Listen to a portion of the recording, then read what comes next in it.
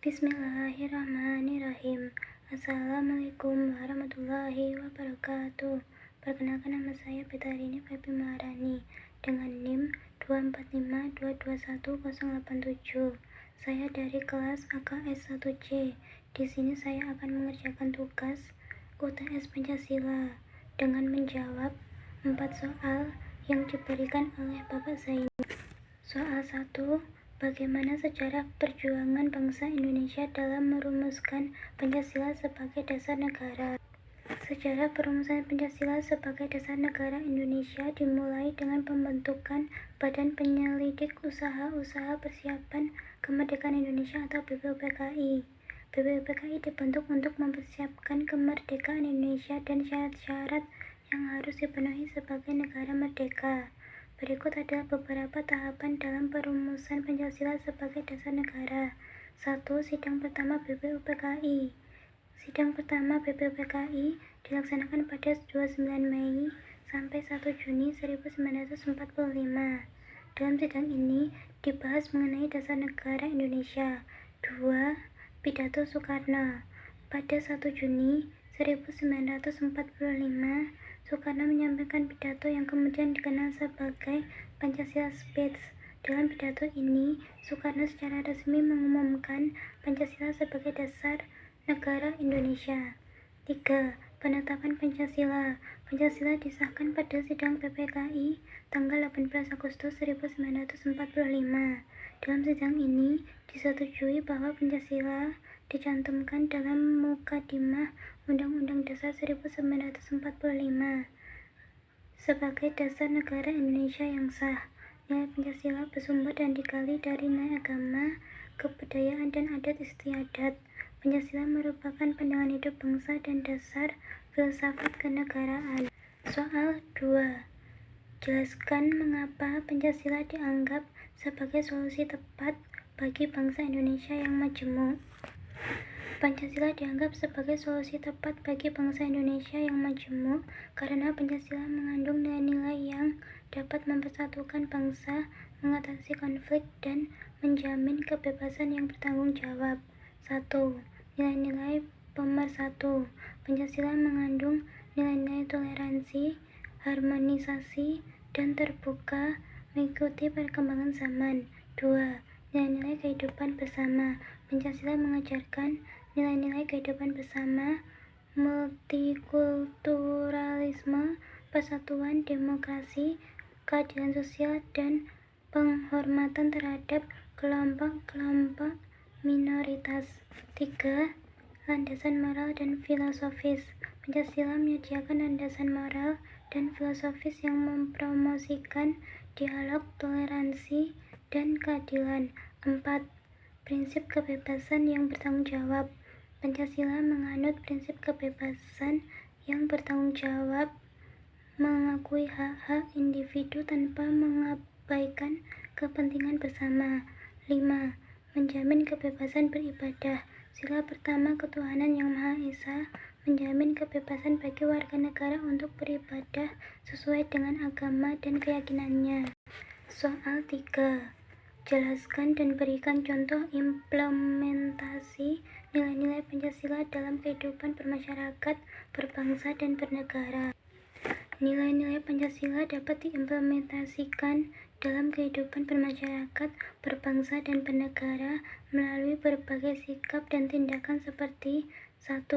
Bergotong royong, membantu sesama dalam kesulitan, membersihkan lingkungan, dan bekerja sama dalam bidang sosial, ekonomi, dan keamanan lingkungan. 2. Saling menghormati, menghormati perbedaan ras, budaya, dan agama, serta memperlakukan orang lain sebagai makhluk Tuhan. 3. Musyawarah, mendahulukan kepentingan bersama, tidak memaksakan kehendak, dan menerima hasil musyawarah dengan ikhlas. 4.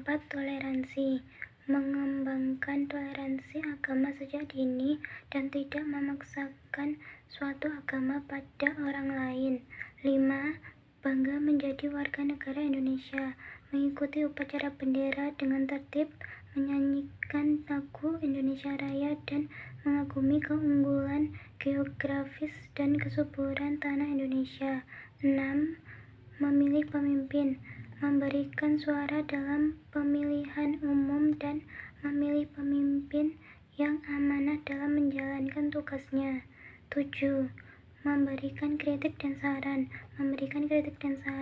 kepada pemimpin jika ada kesalahan baik secara langsung maupun melalui media cetak atau media sosial resmi pemerintah. Penerapan nilai Pancasila dalam kehidupan sehari-hari memerlukan kerja keras, kesadaran kolektif dan komitmen dari semua pihak. Soal 4. Analisislah kasus pelanggaran Pancasila yang sering terjadi di masyarakat. Bagaimana cara mencegah dan menanggulanginya? Pelanggaran terhadap Pancasila di masyarakat terjadi dalam berbagai bentuk yang menunjukkan penurunan nilai-nilai dasar yang seharusnya dijunjung oleh setiap warga negara. Berikut adalah beberapa contoh pelanggaran terhadap sila-sila Pancasila yang sering terjadi beserta cara mencegah dan menanggulanginya. 1. Sila pertama, ketuhanan yang Maha Esa. Pelanggaran intoleransi antar umat beragama, diskriminasi terhadap kelompok agama minoritas, pemaksaan keyakinan, serta radikalisme berbasis agama. Cara mencegah dan menanggulangi: memperkuat pendidikan multikultural dan pemahaman tentang keberagaman agama, mendorong dialog lintas agama dan kerja sama antar umat beragama, penegakan hukum tegas terhadap tindakan intoleransi dan kekerasan berbasis agama. 2. Sila kedua, kemanusiaan yang adil dan beradab. Pelanggaran HAM, kekerasan terhadap kelompok rentan, perempuan, anak, kaum disabilitas, serta praktik perbudakan modern dan perdagangan manusia. Cara mencegah dan menanggulangi: memperkuat peran institusi penegak HAM dan memperketat pengawasan terhadap pelanggaran HAM, pemberdayaan masyarakat dan kelompok rentan melalui pendidikan dan pelatihan keterampilan, sosialisasi nilai-nilai kemanusiaan dalam pendidikan formal dan non-formal. 3. Sila ketiga, Persatuan Indonesia. Pelanggaran: munculnya konflik sosial, separatisme, rasisme, dan disintegrasi bangsa. Cara mencegah dan menanggulangi: menanamkan rasa cinta tanah air dan nasionalisme sejak usia dini melalui pendidikan, mengatasi kesenjangan sosial ekonomi yang sering menjadi pemicu konflik, mengembangkan budaya dialog untuk menyelesaikan konflik dengan cara damai. 4. Sila keempat, kerakyatan yang dipimpin oleh hikmat kebijaksanaan dalam permusyawaratan atau perwakilan. Pelanggaran: praktik politik uang, korupsi dalam pemerintahan, tidak adanya transparansi dan akuntabilitas dalam pengambilan keputusan politik. Cara mencegah dan menanggulangi: memperkuat sistem demokrasi melalui pendidikan politik yang baik kepada masyarakat, memperketat pengawasan terhadap kinerja pemerintah dan lembaga perwakilan rakyat, penegakan hukum yang tegas terhadap pelaku korupsi dan kejahatan politik. 5. Sila kelima, keadilan sosial bagi seluruh rakyat Indonesia. Pelanggaran kesenjangan sosial yang tinggi, ketidakadilan ekonomi, kemiskinan, dan akses yang tidak merata terhadap layanan dasar, pendidikan, kesehatan. Cara mencegah dan menanggulangi: pemerataan pembangunan dan distribusi kekayaan negara yang lebih adil, meningkatkan akses masyarakat terhadap pendidikan dan layanan kesehatan, mengurangi praktik monopoli ekonomi dan memberdayakan ekonomi lokal. 4. Pelanggaran sila keempat, kerakyatan yang dipimpin oleh hikmat kebijaksanaan dalam permusyawaratan atau perwakilan. Pelanggaran ini terjadi ketika praktik demokrasi tidak dijalankan dengan baik, seperti korupsi, manipulasi manipulasi politik, serta tidak adanya transparansi dalam pengambilan keputusan.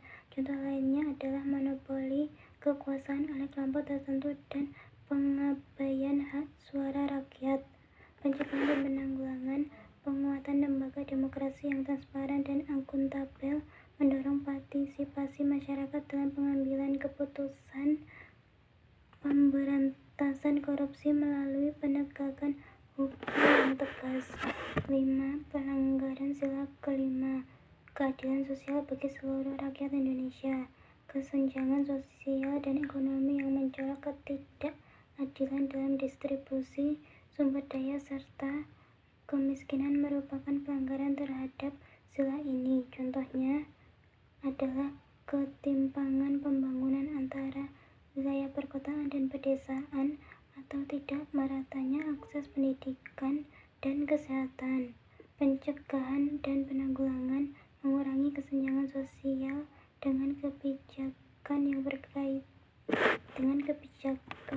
yang berkeadilan sosial, meningkatkan akses terhadap pendidikan, kesehatan, dan pelayanan publik di seluruh daerah, mendorong pembangunan ekonomi yang merata dan berkelanjutan.